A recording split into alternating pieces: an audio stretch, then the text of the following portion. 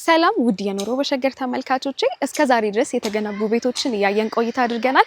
አሁን ደግሞ አዲስ አበባ ላይ ጅምር የይዞታ መሬቶች ዋጋቸው፣ ካሬያቸው እንዲሁም ደግሞ ህጋዊነታቸው ምን ይመስላል የሚለውን ለማየት ወደዚህ መጥቻለሁ። ስለዚህ አብራችሁን ቆይታችሁ ይህን ቪዲዮ እስከመጨረሻው ተከታተሉ። እኔ ኑሃሚን ነኝ። ቻናላችን ኑሮ በሸገር ነው። አብራችሁን ቆዩ። ታዲያስ እንዴት ነህ? ሰላም ነው አለን። እስቲ ራስህንና የተሰማራህበትን የስራ ዘርፍ አስተዋውቀን። እሺ፣ እኔ አብነት ነጋሽ እባላለሁኝ። ደላሎቹ ፒኤልሲ የሚባል ድርጅት አለን። የዛ ድርጅት ስራ አስኪያጅ ነኝ። አሁን ደግሞ ደላላይ በሚል ብራንድ እየመጣን ያለነው። በጣም አሪፍ አብነት። እኔ እንግዲህ ዛሬ ወደዚህ ብቅ ያልኩበት ምክንያት ጅምር የይዞታ መሬቶችን እንደምትሸጡ ሰምቼ ዋጋቸውንና ሌሎች መረጃዎችን ለመጠየቅ እንዲሁም ለማየት ነው። ስለዚህ እስቲ አሁን ካለንበት ጀምርና ሌሎችንም መሬቶች ታሳየኛለህ። አዎ ጥሩ። እንግዲህ አሁን ጅምር የሚባሉት ካሬዎች አዲስ አበባ ላይ ከ72 ካሬ ጀምሮ ጅምር ቦታዎች አሉን። ትንሹ 72 ካሬ ብለን ካሰብን ከ72 ጀምሮ እንደየሰው ፍላጎት ትልልቅ ካሬዎችም ጭምር አሳይሻለሁኝ። አሁን ያለንበት የ150 ካሬ የሚባል ዲያስፖራ ሀያት አካባቢ ነው ያለነው። ሀያት አካባቢ ነው ያለነው። ዲያስፖራ ሳይት የሚባልበት ነው። ይሄ እንደምታዩ አንድ ወለል ነው የተሞላለት መሬቱ ብቻ። ከዚህ ኤሌቬሽን ኮለን ብቻ ነው ያለው። ስለዚህ ከዚህ በኋላ ስራዎች ይኖሩታል። G+3 ነው እና እነኚህ ካሜራማኑ ከተመቸው ያሳየን ይችላል። ለኑሮ ምቹ ነው አካባቢው። እንደገና ቤቶች እየተሰሩ ነው። እንቅስቃሴ ሁሉ አለበት።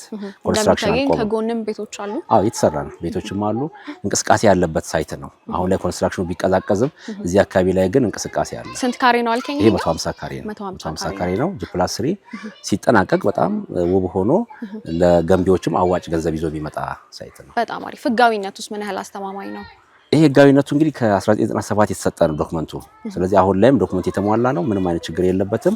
ምክንያቱም እኛ እንደ ቢሮ ስለሆነ የምንሰራው ለእያንዳንዱ እንቅስቃሴያችን ኃላፊነት እንወስዳለን። የትኛውም ህገወጥ ነገር አናበረታታም። እንደ ቢሮም ደግሞ ዶክመንት ያላሟላ ለገበያ አናወጣም። ይሄ ቤት የተሟላ ዶክመንት አለው። ገዢዎች በፈለጉት መንገድ እንዲያጣሩ እናደርጋለን። እኛም ካጣራኑ በላይ ማለት ነው። ስለዚህ ዶክመንቱ የተሟላለት ለሽያጭ ዝግጁ የሆነ ጅምር ቤት ነው ማለት ነው። እሺ፣ ዋጋውስ ምን ያህል ነው? ዋጋው እዚህ አካባቢ ላይ ከ8.5 ጀምሮ ነው ዋጋቸው።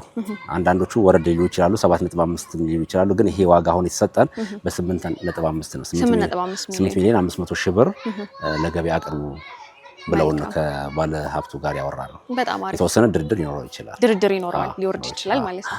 በጣም አሪፍ አብነት። ሌላስ እንግዲህ የምናየው ጅምር መሬት ካለ አለ እናሳይሻለን። እሺ፣ አሁን ደግሞ የት ነው የተገኘ ነው? አሁን ያለንበት ብርሃኑ ሰፈር ይባላል በተለምዶ፣ ወይም ሰሚት ፔፕሲ አካባቢ ነው ያለነው። ሰሚት ኮንዶሚኒየም አለ። ከዚህ ውጭ ደግሞ እዚህ ኖር ስቴት አለ። ከሱ ጀርባ በጣም ለቦሌ ቅርብ የሆነ አካባቢ ላይ ነው ያለነው። የምናሳይሽ ቦታ ደግሞ 250 ካሬ ነው። እንዲሁ እንደምታዩ ሰፈሩን ካሜራማኑ ከተመቸው ያሳያል። እንግዲህ ሞቅ ደመቅ ያለ ሰፈር ነው። ማየት እንችላለን ነው እየገባን ያት። እሺ፣ 250 ካሬ ነው ያልከኝ? 250 ካሬ ነው። በጣም አሪፍ።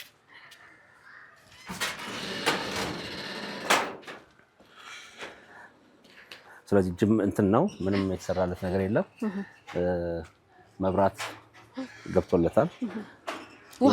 ውሃም አለው። ውሃና መብራት ገብቶለታል። ሁሉ ኢንፍራስትራክቸር የሚባለው በሙሉ አለው። ሰፈሩ የተሟላ ነው። እዚህ አካባቢ ላይ ሰዎች ገንብቶ ለክራይ እንኳን ቢባል በጣም ውድ ነው ክራያቸው። ምናልባት ቆንጆ ተደርጎ ከተሰራ እስከ 200 ሺህ ብር ሊደርስ ይችላል። የክራይ ዋጋቸው ማለት ነው። አንዳንዱ በውጭ ያለው ሰው ቤት ሰርቼ በአከራይስ የሚለው መረጃ ከፈለገ በትንሹ ጥሩ አድርጎ ከሰራ እስከ 200 ሺህ ብር ሊከራይ ይችላል። መለስተኛ ክራዮች 100 ሺህ ብር 80 ሺህ ብር አካባቢ ስለሆኑ እና የሚሰራው ቤት ይወስናል። ከዛም በላይም ልናከራየው እንችላለን። ስለዚህ ሰርተንበት እየኖርን በኋላ ለኢንቨስትመንትም ምቹ ቦታ ነው ማለት ነው። ይቻላል። ይሄ በጣም ጥሩ ቦታ ነው። አሁን ይሄ ኮሪደር ልማት ካለማቸው ሰፈሮች መካከል አንዱ ነው። ትንሽ ወጣ ብለን ብናይ የኮሪደር ልማት ስራዎች አሉ። መዝናኛ ስፍራዎች እንደዚህ የአስፓልት ዳርቻ ውበቱን ምናምን ማየት ይቻላል። ምን አለ አካባቢዎቹ ላይ? አሁን እንዳልከው ነው ሪል ስቴትንም እያየን ከሱ ጀርባ የመጣ ነውና ምን ነገሮች አሉ አካባቢ? እዚህ አካባቢ ላይ አሁን አሉ የሚባሉ ትምህርት ቤቶች አሉ። ከነ ካምብሪጅ ጀምሮ ትልልቅ ትምህርት ቤቶች አሉ። በአቅራቢያ ደግሞ ትልልቅ የሕክምና ተቋማት አሉ። እነዚህ ለሰው ያስፈልጋሉ የምንላቸው ተቋማትም ጭምር ያሉበት አካባቢ ነው። ለኑሮ ተስማሚ ነው ማለት ነው። እንደገና ደግሞ የአዲሱ የቦሌ አስፓልት ከዚሁ ከጎሮ አስፓልት ጋር የተገናኘ በመሆኑ ቅርብ ነው። ምንም የ15-20 ደቂቃ መንገድ ነው። በጣም አሪፍ። ህጋዊነቱስ ምን ያህል አስተማማኝ ነው? ይሄ ነባር ነው። ነባር ነው ማለት ይሄ የተረጋገጠለት የቆየ ዶክመንት ነው ያላቸው። ለሽያጭ የተሟላ ነው። እኛ ቢሮአችን የሚያቀርበው ለሽያጭ የተሟላ ሀስል የሌለባቸው ዶክመንቶቻቸውን አይተን ነው ለገበያ የምናቀርበው። በጣም አሪፍ። እንግዲህ ከ300 ካሬ በታች ስለሆነ ለአንድ ግለሰብ ነው የሚሆነው ይሄ ቦታ አይደል? ይሄ 250 ካሬ ነው። መካፈል አይችልም። ከ300 ወይም አሁን ላይ ባለው ሁኔታ እንደውም 500 ካሬና ከዛ በላይ ነው ለአንድ ሰው የሚፈቀደው። ሰዎች ከዛ በላይ ሲፈልጉ ትልቅ ካሬ ማግኘት አለባቸው። ይሄ ቦታ ግን 250 ካሬ ነው። የፈለጉትን አይነት ቤት መስራት ይችላሉ። ሰፋ ያለ ቤት ለመገንባት ለሚፈልጉ ሰዎች ሰፋ ያለ እንደገና ደግሞ በራሳቸው ምንም እንኳን ባይሸጥም በአፓርትመንት ደረጃ መገንባት ይችላሉ። በየፍሎሩ ሊያኖር የሚችል ሰው አድርገው። እስከ ስንት ወለል ነው አሁን እዚህ ላይ መገንባት የሚቻለው? እንደ እንትኑ አቅም እዚህ አካባቢ ላይ ጂ+1 ቪላ ቤትም ይፈቀዳል። ግን እችላለሁ ካለ 10ም 15ም ወደ ላይ መሄድ ይቻላል። በጣም አሪፍ። ዋጋው ምን ያህል ነው? ዋጋው የመጨረሻ ዋጋ የተነገረን ዋጋ አለ። ግን እኛ 15.5 ሚሊዮን ብር አካባቢ ነው። 15.5 ድርድር የተወሰነ ይኖረዋል።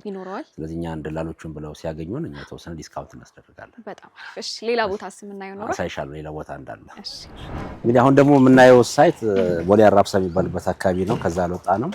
ይሄ ጂ+3 ነው መሰረቱ። አሁን እኛ የቆምንበት አንድ ስላብ ተሞልቶ ነው። ስለዚህ አንድ ስላብ የተሞላ ወደ ላይ ግን ሁለት ስላቦች የሚቀሩት ቤት ነው። ወደ ላይ እስከ 3 መሰራት ይችላል ማለት ነው። አሁን ግራና ቀኝ እንደምታዩ የተሰራ ነው። ቤቶች አሉ አጠገቡ አሉ። ቤቶችም አሉ። ስለዚህ ጂ+3 የሆነ በዚህ ደረጃ ያለ ቤት ነው። ባለ ስንት ካሬ ነው? 150 ካሬ 150 ካሬ ነው ካሬው። አጠቃላይ ስፋቱ 150 ካሬ ነው። ቤቱ 105 ካሬ ላይ አርፎ ሊሆን ይችላል። ከ105 ከ110 ከዛ ውጪ ግን 3 ሜትር ያህል አለው ግቢ። ስለዚህ መኪና ፓርክ ማድረግ ይችላሉ። ስቶር እና አንዳንድ ነገር መስራት የሚያስችል ቦታ ነው። ሌላው ደግሞ ምንድነው አረጋላ አስፋልቱ ቅርብ ነው። ካሜራማን ከተመቸ ያሳያል። በጣም ቅርብ ቦታ ነው። አሁን ይሄ ሰፈር ይሄ ዲያስፖራ አካባቢ የሚባለው ለኑሮ ምቹ ተስማሚ ብዙ አሁን ከተማ ውስጥ እየተወደደ ያለ አካባቢ የሆነ እየመጣ ሰፈር ነው። ብዙ አባወራዎች እየሰፈሩበት ያለ ቦታ ነው። ብዙ ምክንያቱም ትልቅ ኮንዶሚኒየም አለ አራብሳ። በዚህ ጋር በጣም ብዙ ህዝብ ነው ያለው። ስለዚህ ምቹ ነው። መብራት፣ ውሃ ይሄ ቤት ራሱ መብራት፣ ውሃ ገብቶለታል። ስለዚህ ሰዎች ሰርተው ወዲያው መኖር ይችላሉ።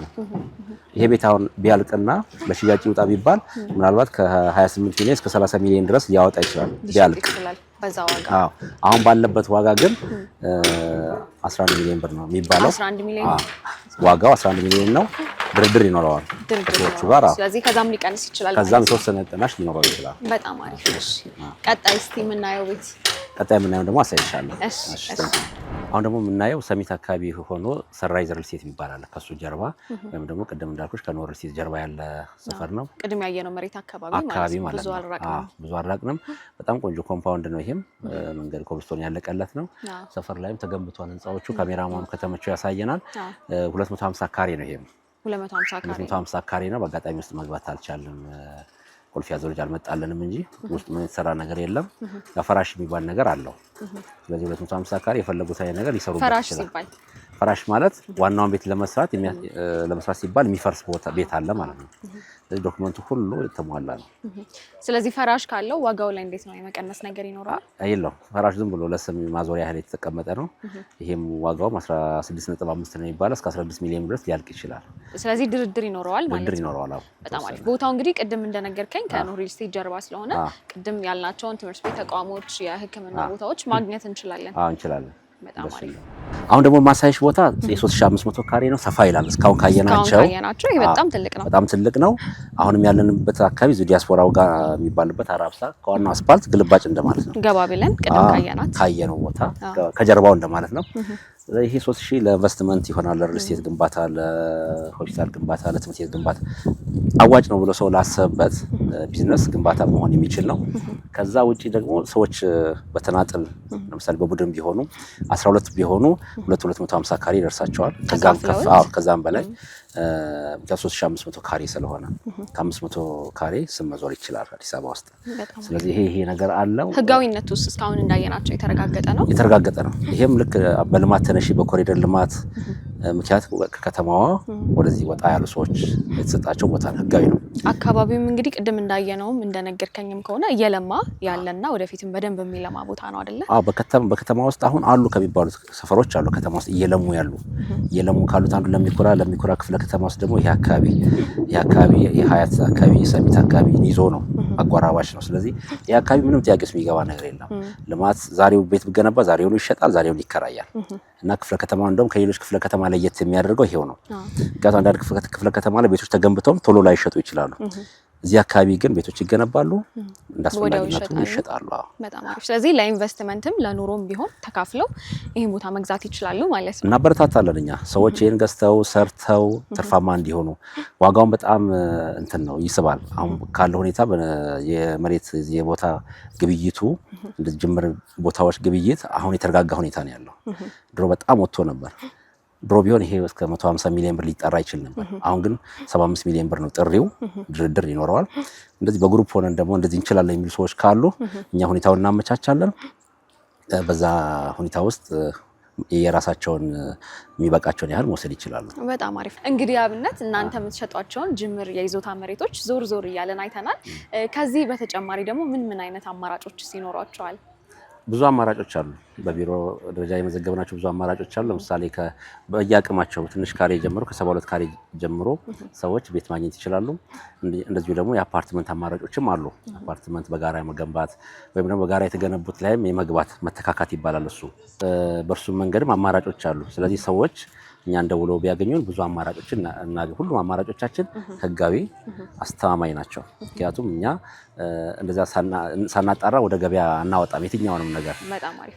ስለዚህ ከ72 ካሬ ጀምሮ የተለያዩ ቦታዎችን ላይ የተለያዩ ቦታ ከተማ ውስጥ የትኛውን ቦታ ላይ አለ። አዲስ አበባ ከተማ ውስጥ ከአዲስ አበባ ውጭ ቢፈልጉ ሊያናግሩን ይችላሉ። ብዙ አማራጮች ስላሉን ማለት ነው። በጣም አሪፍ። እንግዲህ ሰዎች አዲስ አበባ ላይ ጅምር የይዞታ መሬቶችን መግዛት ቢፈልጉ ከምን ያህል ብር ጀምሮ ማግኘት ይችላሉ? እንግዲህ አሁን 72 ካሬ ትንሹ ካሬ ነው አዲስ አበባ ላይ። ስለዚህ ሰዎች እኛ ጋር ያለ የ72 ካሬ ዋጋ ከ4 ሚሊዮን ብር ጀምሮ አንዳንዴ 3.8 ይደርሳል። ምንድነው የሚሆነው? ሻጮች ፍላጎት አላቸው፣ ገንዘብ የሚፈልጉበት ሰው ገንዘብ ያንን ቦታ ሸጦ ያንን ነገር ሸጦ አይደል ለመጠቀም ያለው ጫና ገንዘብ ፍላጎቱ ላይ ያለው ነገር ያሳድራል። ስለዚህ አንዳንዶች 72 ካሬ ራሱን 8 ሚሊዮን 6 ሚሊዮን ብር ሊሉ ይችላሉ። ግን እንደመነሻ ለደንበኞቻችን እንዲረዳቸው ከ4 ሚሊዮን ብር ጀምሮ መሰረት ላይ ያሉ ቤቶች ደግሞ ባለቤት መሆን ይችላል። ከዛ አንድ ስላብ ደግሞ ሲጨምር 7 ሚሊዮን ሁለት ስላብ ምናምን ሲያደርግ እንደዚህ 8 9 እያለ እንደ ቤቱ አጨራረስ ከፍ ይላል። ይሄ 72 ካሬ ያለቀው እስከ 15 ሚሊዮን ብር በትንሹ ይሄዳል። ይሄ 72 አካባቢ ይባላል። አሁን ሀያት አካባቢ ወደ ቱሊዲምቱ አካባቢ ደግሞ ብንሄድ ትንሽ የመቀነስ አዝማሚያ አለ። ስለዚህ ከ4 ሚሊዮን ብር ጀምሮ መሰረት ያለቀውን ደግሞ ከ10 ሚሊዮን ብር ጀምሮ ዋጋው እንደየቦታው ይወሰናል። እንደ ሻጩ የገንዘብ ፍላጎት ይወሰናል። ከዛ ውጭ እንደገና ደግሞ እንደ ዶክመንቱም ይወሰናል። ዶክመንቱ ማለት አሁን ለምሳሌ ይሄ ዲጂታል ካልሆነ ሽያጭ አይከናወንም። ስለዚህ አንዳንድ ሰዎች ገንዘቡን ይፈልጉትና በብድር ውል ተደርጎ ቦታው ሽያጭ ይካሄዳል። የብድር ውል የሚደረገው ሽያጭ ይከናወናል። ገንዘብ ላይ ዛሬ ዲስካውንት ነገር ሊኖር ይችላል። ሰዎች ገንዘቡ በጣም ስለፈለጉት ማለት ነው። አጠቃላይ ግን ከ4 ሚሊዮን ጀምሮ ብንል ይቻላል ነው። ሌላው ደግሞ ከእናንተ እንግዲህ እንደዚህ ጅምር የይዞታ መሬትን ሲገዙ ስም የማዞር ወይም የባለቤትነት ሂደቱ ምን ይመስላል? ምን ያህል ጊዜ ሲፈጃል ለመጠናቀቅ? ስም ማዞር ይቻላል። የሚቻልበት ሁኔታ አለ። ያው ህጋዊ ስለሆነ አንዱ እሱ ነው። ሁለተኛው ስም ለማዞር የሚያስችሉ ዶክመንቶች መሟላታቸውን አረጋግጠን ወደዛ ፕሮሰስ የምንገባው። ስለዚህ ምንም ዶክመንቶቹ ላይ ችግር ከሌለ ስም የማዞሩ ጉዳይ በሰውየው ፍጥነትና ፍላጎት ቶሎ ላዞር ላለ ሰው ቶሎ ይዞርለታል። ደግሞ በሆነ በራሱ ጉዳይ ደግሞ የሚያዘገይ ሰው ሊኖር ይችላል። ለምሳሌ አካፋፈል ላይ ሙሉ ገንዘብ አለመክፈል፣ እነኚህ ነገር ገንዘብ ስም ማዞርን ሊያጓትት ይችላል። ከዛ ውጭ ስቴፖች አሉ። አንድ ገዢ ያንን ንብረት ከገዛ በኋላ የሚጓዛቸው ስቴፖች አሉ። እነኛን ስቴፖች አንድ በአንድ እኛ እንከታተላለን። ከዛ ውጪ ደግሞ እርሱም የሚከታተልበት መንገዶች አሉ። አብዛኛው ነገር አሁን ሀገራችን ላይ ያለው ዲጂታል ሆኗል። ስለዚህ በስልካችን ላይም ሆነን ይሄ ዶክመንት ህጋዊ ነው አይደለም፣ ይሄ ዶክመንት ዕዳ አለበት የለበትም፣ እግድ አለበት የለበትም፣ እነኚህን መሰለ ሁኔታዎች ሁሉ አጣርታችሁ ደንበኞቻችሁ እንግዲህ ባለቤት እንዲሆኑ ታስችላላችሁ። በጣም አሪፍ። እንግዲህ የኛ ተመልካቾች እናንተ ጋር መጥተው ጅምር የይዞታ መሬቶችን ማግኘት ቢፈልጉ እንዴት ነው የሚገዙት? እኛን እንግዲህ ሊያገኙ ይችላሉ። አሁን አዲስ ብራንድ ገንብተናል። ደላላይ የሚባል ደላሎቹ ፒኤልሲ ነው ቢሮአችን። ደላላይ የሚባል ደግሞ ሌላ ብራንድ አለን። የጥሪ ማዕከል አለን 9416 እዛ ላይ ደውለው ሊያገኙን ይችላሉ። መተግበሪያም አፕሊኬሽንም አለን። እሱ አፕሊኬሽንን በነገራችን ላይ ቢጠቀሙት 50% የኮሚሽን ዲስካውንት ሁሉ አለው። ደላላይ ላይ ገብተው ቅርብ ያለውን ደላላ ነው ይሄኛ አፕሊኬሽኑ የሚሰጠው። ስለዚህ ይሄንን እድል ተጠቅመው አንድ ደላላ ውስጥ ካገኙ 50% ለምሳሌ 100 ሺህ ብር ኮሚሽኑ ከሆነ 50 ሺህ ብር ብቻ ይከፍላሉ ማለት ነው። አንደኛ ህጋዊ ደላላ ነው የሚያገኙት፣ መረጃ ያለው ደላላ ነው። ስለዚህ ይሄ በመውጣት ከደላላው ጋር በመሄድ በመጓዝ ውስጥ ባለው አንዳንድ ስጋቶች እንኳን ቢኖሩ እኛ ካምፓኒ ጋር ሲሰሩ ግን እንደዚህ አይነት ስጋቶች የሉም። ግማሽ በግማሽም ደግሞ ቅናሽ የሚኖር አንደኛ 50% ቅናሽ አለው። 50% ቅናሽ አለው። በጣም አሪፍ አብነት። እንግዲህ ለሰጠህን መረጃ እጅግ አድርጌ አመሰግናለሁ። ቴንክ ዩ። እኔም አመሰግናለሁ። እንግዲህ የእናንተ ደንበኞች ከኛ ጋር አብረው እንዲሰሩ ጋብዛቸዋለሁ። ቴንክ ዩ። እሺ ተመልካቾቼ እንግዲህ በቪዲዮ እንደተከታተላችሁት ጅምር የይዞታ መሬቶችን ከ4 ሚሊዮን ብር ጀምሮ በተለያዩ ቦታዎች አዲስ አበባ ላይ ማግኘት ትችላላችሁ። እንግዲህ ይህ ቪዲዮ ጅምር የይዞታ መሬት መግዛት ለምትፈልጉ ተመልካቾቼ ጥሩ መረጃ ሆናችኋል ብዬ ተስፋ አደርጋለሁ። በሌላ ቪዲዮ እስከምንገናኝ ቻው።